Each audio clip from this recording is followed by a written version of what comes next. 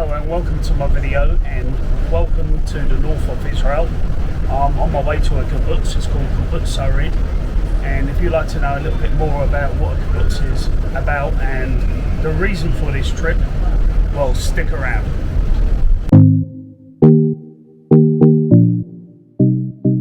Hi, my name is Steve Morgan, and from the age of 16, when I left home, I've had some crazy adventures. It's been the good, the bad and the ugly. And that's why I decided to do Morgan's World, to share those journeys with you.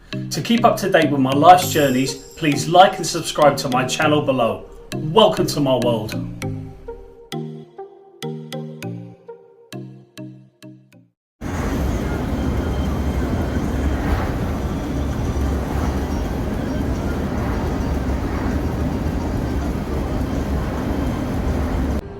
So I've just arrived at Kibbutz Sarid, and that bus stop behind me has many great memories, many fond memories of being a young guy and just waiting for the bus to get into town so we could all go out on the piss. We'd meet on a Thursday night, we'd go out drinking. That's kind of like the start of the weekend, and we'd go out drinking and we'd meet other kibbutz volunteers from the other kibbutzes, and there was one particular pub and we'd all go there and we'd all drink and we'd just have a bloody laugh. Brings back lots of great memories. And right here, this is Kibbutz Sarid, and it does have security, and don't know if I should just cross through without permission, because not after everything that happened in October the 7th and me carrying a backpack. Hope I don't look too dodgy. I do not want to get shot. But this, where it says camel, I believe was a factory where they ground stones, or they made stones to sharpen knives. And I used to work with an Arab guy. He didn't speak a word of English, and I didn't speak a word of Arabic, obviously, and he would just get so angry and mad if he didn't understand what he was telling you to do. And it was back-breaking work. But you know, when you're young, it's all about getting a bit of fitness. You'd be covered in dust, but you'd finish work early at 12 o'clock. That was the advantage. The other jobs I did on the kibbutz was looking after chickens, picking up all the eggs and putting them in boxes, that sort of stuff, and working in the kitchen, washing dishes, and working in the fields. That was a sought after job. Everyone wanted to work in the fields. You get a bit of exercise and you get a suntan, okay? How ironic is that? Most of the volunteers were British and we all wanted to work in the fields picking fruit. You cannot get British people to pick fruit anymore. That is just so ironic. Anyway, I'm going to sit on this bench and I'm going to wait for my friend. I believe she lives up there somewhere. She's an old kibbutz volunteer. She's my old kibbutz volunteer leader who used to look after us. So they don't take volunteers anymore. Anyone who's employed on this kibbutz is properly employed. They're not volunteers. They quickly realised European people, especially British, drink too much, don't work hard enough, and it's better to hire people like Filipinos and pay them a proper salary and get the job actually done properly. So I've just had Shabbat dinner with my friend Eva and some of her family. Look at that, pretty cool, oranges. And I've been invited by her son to go to a birthday party in a bar that I used to drink in 37 years ago. Now here's the deal. This bar had so much fun, and it's no longer a bar on a Friday night normally, but because it's somebody's birthday, they've rented it out. So I'll be able to go to it. Now I've got to figure out where this bar is, because 37 years ago was a long time.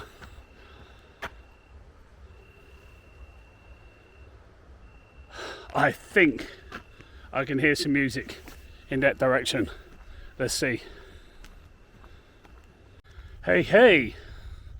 And there's a swimming pool. But I think that's a more modern one because I don't remember the swimming pool being that big. All these years back when I was a young lad. Okay, I can hear a slight bit of music. So hopefully, yes, definitely hear music. Nice one.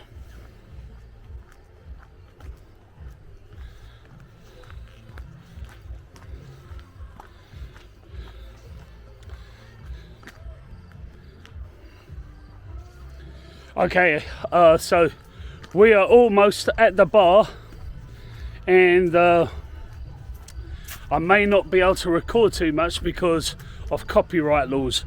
If it's all regular music, but bloody hell, look at it.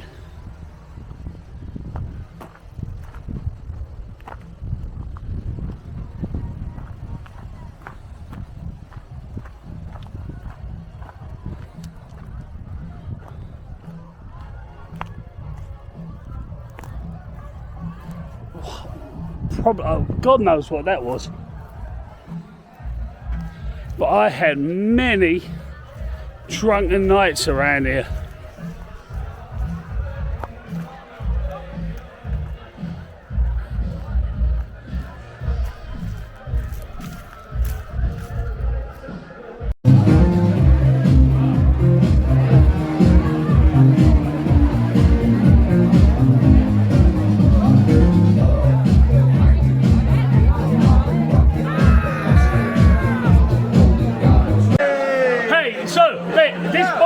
Is feeding me loads of bloody alcohol. Oh, I hope so. What's your name, mate? My name is Ofer. Hello, are you having a good night? Yes. Everyone having a good night? Yes. This is a great birthday party, isn't it? Yes. Speak to it loud. I haven't got a clue who the party is. I don't know who it is, but I just want to really wish them a happy birthday party. It's what? It's like free booze, it's like top shelf whiskey. You can't beat that. Well, I've got it. Yeah, I'll drink another whiskey in a minute. Yes. It's her birthday. Yes. Happy birthday to you. Thank you so much. This is the best party I've ever been to my whole life. Everybody, happy birthday to this beautiful lady.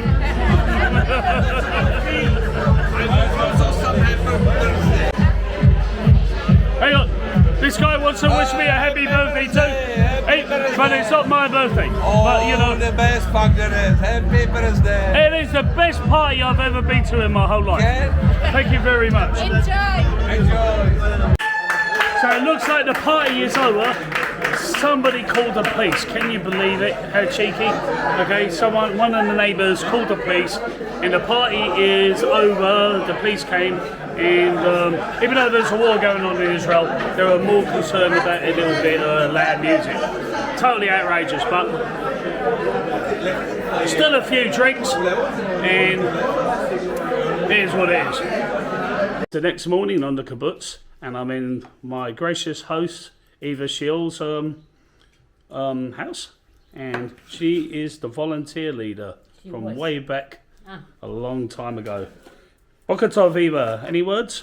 No, we're happy to have you and anyone else who wants to come and visit. Call Steve and he'll give you the information about it, how visiting me. I like company, so it's fine. Toda Rabba, Eva. Yeah, okay. And this is one of her sons, and this is his partner, and this is the amazing view that I fell in love with as a young boy on the kibbutz. Absolutely stunning. I loved it. Dougie?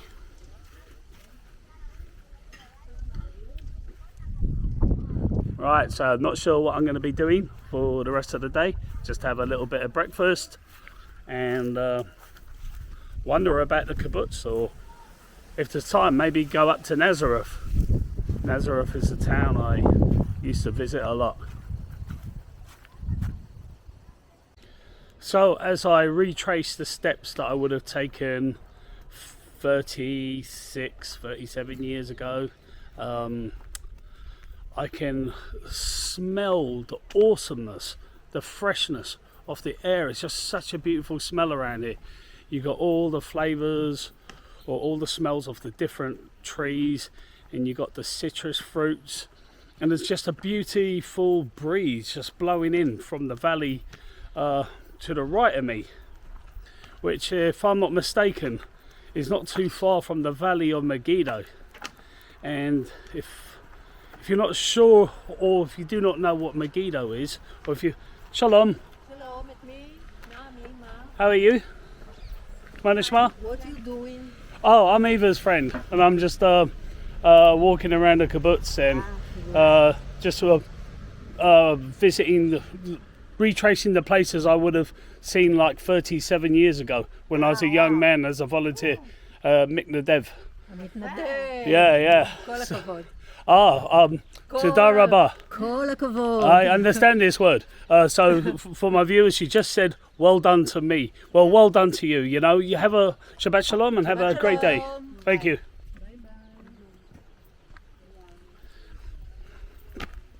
Yeah, so like to the right of me would be the Megiddo Valley.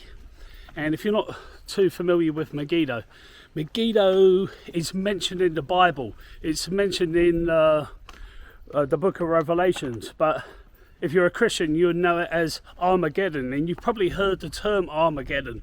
And it's where the final day of judgment between good and evil is supposed to take place. It's probably a fairy tale, I don't know. Depends on your religious perspective, but it's supposed to be the end of the world, the end times.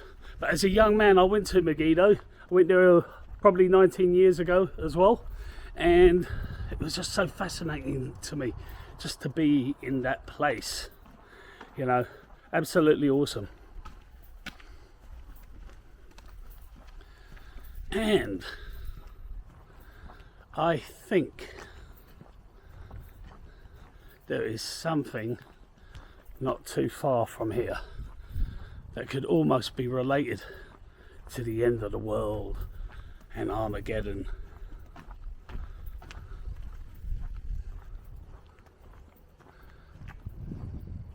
But just beyond those trees is the valley I'm talking about, and it's just so awesome. Okay, so that stone building right in front of me has a purpose as well. And you might be guessing, what could that be? Well, when I was a young man, and I left home at the age of 16, which I really did, I got a job in a civil engineering college in Norfolk in the east of the UK.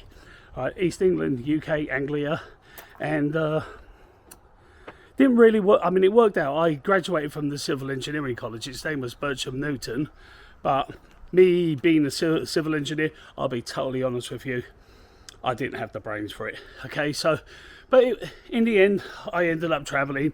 Went to the United States, went to Israel, traveled around Europe, ended up going to America at the age of 20. Stayed there for 15 years.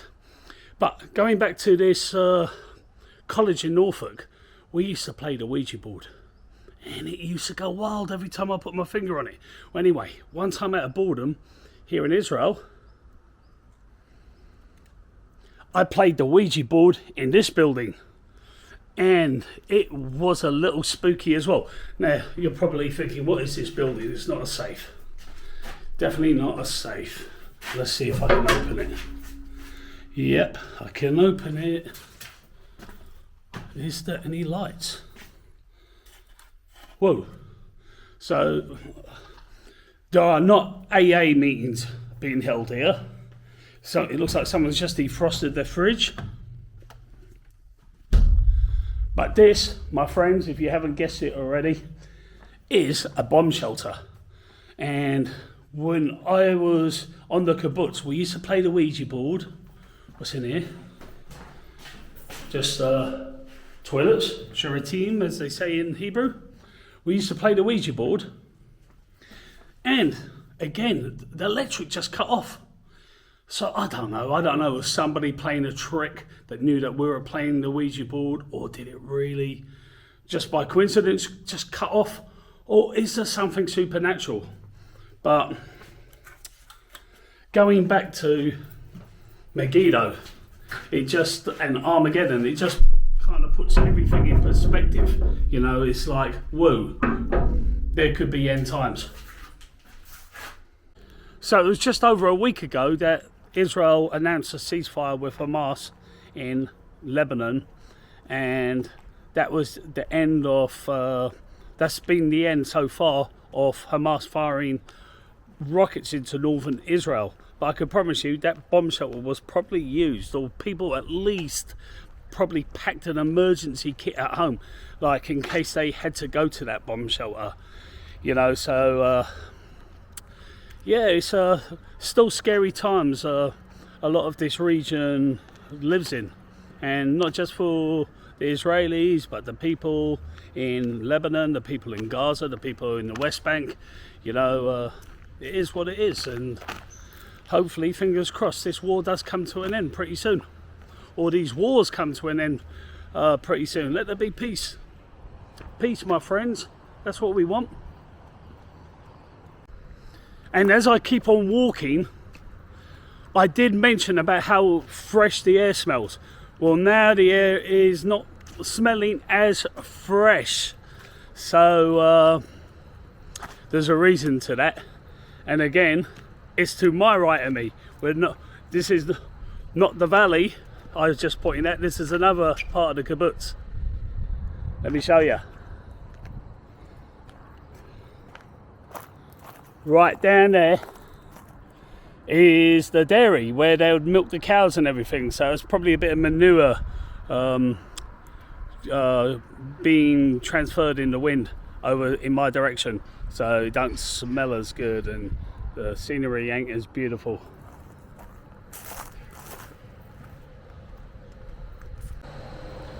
So I never worked in the dairy. I had other jobs. Get it? Other jobs. But anyway, I do remember walking down here. I think this was the way to the fields.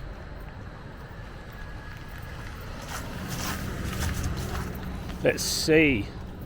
I can also hear hens. Can you hear that? Can you hear the cocks? Can you hear the roosters? I can definitely hear it. This is where I would have looked after chickens. I wonder if I can sneak in. I wonder where it is. And there used to be this horrible guy in the kibbutz, another volunteer. He was the only bad apple, and his name is or was also, and he may be dead now the way he lived his life, but he used to pick up healthy chickens. He was like a Turkish Londoner, and he used to pick up healthy chickens, and he used to throw them in the incinerator just for fun. And he kicked a cat one time and gave it brain damage, and he slapped his girlfriend. And I ended up having a fight with him, and it was the longest punch up of my life. At one point he had me on the ground and strangling me, but I managed to punch him off me and get him off me. And the next day he said he had some family problems, and he left the kibbutz, and he returned on my last week, and he behaved himself. He was nice, but I heard he was a total arsehole when I left again. But he was a bully, and I don't mind naming and shaming him because he was such a bully. But Olsen, if you ever watch this, I hope you've changed if you're still alive. And look, horses. I do not remember working with the horses. I never worked with horses or ponies. Look at this little doggy in there. What are you doing in there? Are you a dog? Oh, look at that. Oh, look. I can promise you I work with proper hens. Look, little puppy. I'm sorry, mate. I can't do anything. Look, you're a lovely little cute little puppy. I'm sorry, mate. Hey, alright. Yeah, you're lovely. You're very, very cute and lovely. I hope somebody walks you. And look at you. Oh yeah? You want to oh, look at these. Alright, there are the roosters. There are the roosters. I don't have an apple, or I wish I did. But this is, oh my God. Now, I know on my mum's farm, my grandma's farm in Ireland, these creatures would attack you. But look at them. All right, you don't start attacking me. I'm leaving. So I don't think there's gonna be enough time to find a chicken farm, and to be honest, it wasn't that exciting. I'd rather show you more extraordinary things. Okay, anyway, done with the dad jokes. This video is going to be concluding soon, but what can I tell you about kibbutzes? I know that there's probably over 100 of them in the country, but most of them are privatized, which is probably a good thing now, because it means what you put in is what you get out, okay? But back in the day, most of them were like socialist, and everyone was on the same wage and, you know, worked the same sort of day, so it didn't really there was no incentive for some people to work a little bit harder. But me being a volunteer, a meknedev, as they call it in Hebrew, it worked out good for me. It was brilliant. I had some of my best memories here. By the age of 18, when I flew here, the only foreign countries I'd ever been to was Southern Ireland and Wales, if you want to call that a foreign country. It's still part of the United Kingdom. I went there for a week when I was 13 years old. I saved up my pocket money and went on a school trip there. And when I was 11 years old, I had a day trip to Calais, France. But I had seen none of the world by when I was 18. I've only had 2 proper birthday parties ever thrown for me in my life. And one was my 50th, which was great. My daughter came over from the United States. And the other one was my 19th, and it was here on this kibbutz. I got drunk as a skunk, like I do on most of my birthdays. I fell asleep in my bed, and they moved me and my bed out to a field, and I woke up and I was like, where the hell am I? What's all this grass and everything doing around, you know? And actually it started to trickle with rain a little bit, and that's what woke me up. But it was such a good laugh, and it was good memories. So roll on the years, I went to America, and I spent a big chunk of my life in America, and it's why I started vlogging now, you know, because I now have a daughter in the United States and a grandson in the United States, and I mentioned it in my introduction video. And I went for a rough patch there in the United States, okay, and I had to leave the country. And my daughter hugged me at the airport with her grandma. She hugged me and kissed me goodbye. And I never saw her again until she was 16 years old. But when she was 9 years old and I left, this was back in December 2005, 19 years ago, okay, I went straight to Israel, you know. I just had to see the place again, you know, and I was hoping to find a preacher called Dr. Ed Young. I didn't know how to use a computer, and I wasn't savvy enough at the time to find him. I subsequently did find him on another trip a few years later, but I tried to volunteer on this kibbutz again, but they were no longer taking volunteers. So Ava let me stay here for a few days and, you know, just chill and relax in the volunteer accommodation, the old volunteer accommodation, or where the guest rooms are.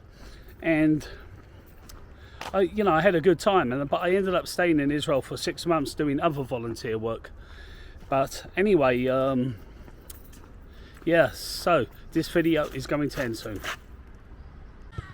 So I've spent the last 20 minutes walking about because I put down my Greg's coffee mug. I had a green tea in it, and I can't remember where I put my bloody Greg's coffee mug. Alright, but there's a reason for everything, because I have just found this place and I absolutely used to love this place. Okay, right there looks like they're having some sort of kids party, but up there is the old cafeteria, the old dining hall. Now, when it was like socialized, everybody would eat up there. You know, you'd have your breakfast, your lunch and your dinner. Okay, you could cook at home, but a lot of people didn't. because the food was provided for free. And right above there, I would stand and I would look yonder. I would look down there, and I can tell you right where the swimming pool is there. I think that's a new swimming pool, so that wouldn't have been there. But I would be looking at that view. And to me, it was just the prettiest thing I'd ever seen in my life. You know, I just absolutely loved it. And you can tell why I fell in love with this kibbutz. Okay, so yeah, I'm just about to leave kibbutz already, but I've got something more really important and very prominent to talk about right now. And you know, I love to laugh and joke, and I'm all about having a bit of banter, but this is serious, okay? So on October the 7th, we all know about the tragedy that hit Israel, like the massacre. Well, my friend Eva lost 2 of her grandchildren on that day, and it was like something I didn't even really want to talk about when I got here, because I already knew it, and I had mentioned it to her on the phone and Facebook and everything, how sad it is. But there are no words for something like that. There are no words you can tell somebody. But in her grandchildren's memory, let me flip the camera around. This is them there. I don't know if I'm saying it right. Noah and Giddy Shell. Okay. In their memory, she has set up a charity to help people with post-traumatic stress disorder. Over to you, Eva. Okay, I'm Eva, and as Steve said, in the memory of my 2 murdered grandchildren, my daughter and my daughter-in-law opened a healing center for survivors and the families of the Nova Festival.